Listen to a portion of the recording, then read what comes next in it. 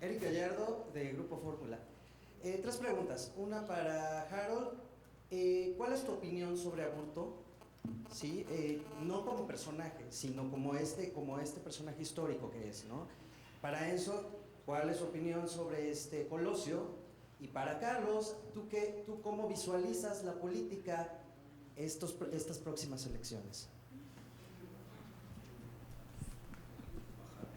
En principio, a mí yo Son tres papeles, claro. ¿Eh? Son tres papeles. Bueno, sí. Hago a tres personajes que eran muy parecidos en ese momento y que tuvieron que ver y que está documentado que la persona del taller y otro Joel que tenía que ver del CISEN, Sánchez Ortiz.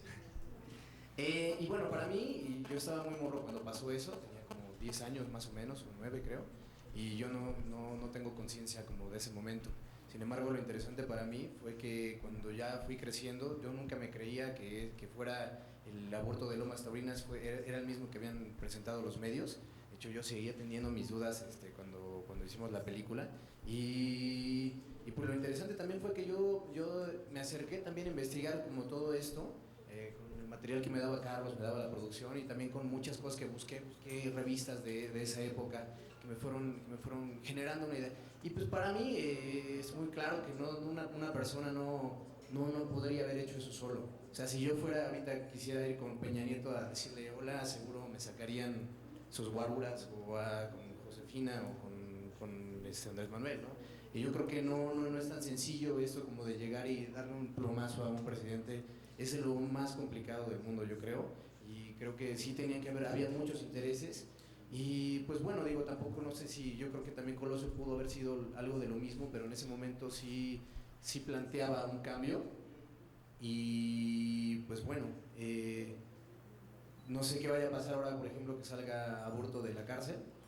Yo, como decía hace un momento, es un personaje que todos tenemos como una idea de quién pudo haber sido, pero no hay realmente una investigación más allá. Nosotros, bueno, yo tengo algunos datos porque estuvimos haciendo esto, pero realmente como la población no sabemos quién es, ¿no? O sea, y es un poquito también como el de JFK, Oswald, que es lo mismo, ¿no? O sea, como es alguien que de repente ya lo dicen, incluso uno de los jueces dijo que era un psicópata totalmente, que tenía todas las tendencias psiquiátricas y todas las características psiquiátricas para ser un psicópata, ¿no? Sí, en relación a Colosio, pues yo en ese momento no hubiera votado por él. La impresión que yo tengo de Colosio, en su contexto, era una campaña que no prendía. Recuerdo una vez haberlo visto en el canal 40, muy molesto porque todos los faros estaban puestos en chapas y él no levantaba la campaña. Lo recuerdo en ese sentido, ¿no? Además, yo tenía muy presente, yo llegué a esta ciudad, yo vengo de Baja California Sur, yo llego a esta ciudad justo en el fraude del 88, entonces a mí la ciudad me recibe con estas manifestaciones y toda esta fiesta que era para mí muy impresionante, ver CU llena de gente activa, ¿no? Entonces, cuando gana Carlos Mercenario, que estaba plagada las bardas de la ciudad que decía Carlos Mercenario, y era Salinas corriendo, ¿no? En honor a aquel marchista mexicano. Entonces, digamos, yo entro en la universidad en ese contexto, por lo tanto, pues para mí el PRI en ese momento significaba justamente todas las muertes que hubo durante el sexenio salinista. Entonces, Colosio no era una opción, finalmente. Ya a la distancia y la investigación que hice hoy en día, bueno, lo que encontré es que sí era un hombre con buenas intenciones, que era un hombre muy trabajador. Todas las gentes con las que platiqué me dicen que él llegaba a las 10 de la mañana a las oficinas del PRI, se iba a la 1, 2 de la mañana, era diputado y aparte era el coordinador de campaña, era un tipo realmente que trabajaba mucho. En Sonora, bueno, es muy querido, tiene mucho apego con la gente lo quería, lo seguía, tenía sus fans, en fin. He leído algo de sus propuestas de campaña y no proponía una cosa muy radical. Lo que él sí proponía un poco era que, bueno, que había que dar un giro de timón porque pues el país no estaba justamente tranquilo, ¿no? De hecho, desde ese entonces hasta el foxismo estaba latente una guerra civil en este país, ¿no? En el 2006 estuvimos al borde de una guerra civil, en fin. Colosio, desafortunadamente, al único que benefició su muerte creo que fue al mismo partido, ¿no? Porque el voto del miedo se vio reflejado en las urnas, que avasalló el PRI con Zedillo, ¿no? Que ese fue el voto del miedo. Se pusieron orden y sin importarles el costo.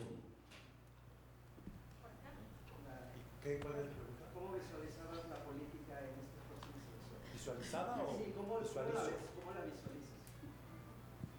Pues digo, creo que el problema, vamos, hay 3 candidatos, ¿no? Ojalá hubiera más. A mí me interesaría que hubiera una segunda vuelta. Creo que sería muy importante que en este país se instituyera este asunto de tener una segunda vuelta, que haya 3 o 4 candidatos, aunque en realidad hay 3, ¿no? Todos sabemos, el otro es un pelele, pero bueno, o una caricatura, a saber, como les guste.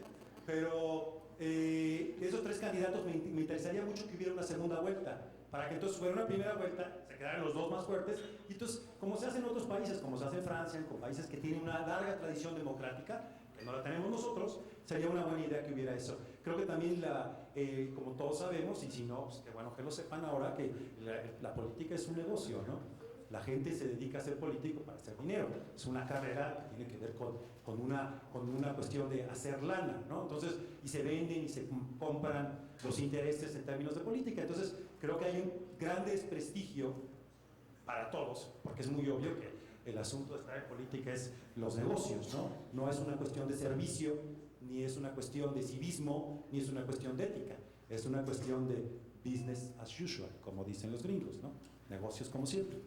Por acá. Natalia Cano de la agencia P. Bueno, Carlos, yo pienso también que usted es muy valiente por presentar pues esta película en estos momentos que estamos viviendo.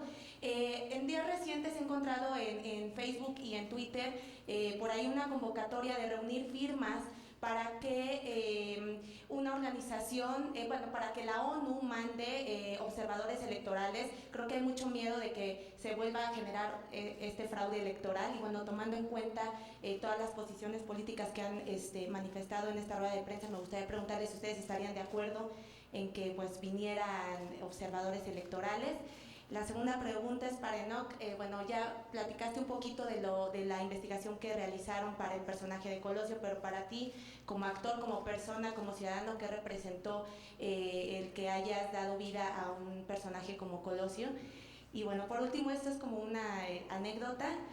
Hace un tiempo, bueno, MTV hizo una especie de programa donde recopilaba los hechos más importantes de los 90s. Con respecto a lo de que vengan observadores, es una cosa que se planteó desde los 90s. También para las elecciones precisamente de Colosio, leyendo la información, se discutió mucho si debían traer observadores o no. Y digo, el problema que existe aquí es que hay una larga tradición de poca transparencia en las elecciones, ¿no? Entonces, ante eso siempre queda la duda. Y como en este país la duda y el rumor era lo que mandaba, porque los medios estaban controlados durante muchos años, todos nos acostumbramos a que la verdad está en la calle, porque los medios no dicen la verdad. No, es muy claro en el 68, tú ves los periódicos del 3 de octubre y no lo puedes creer, no lo puedes creer.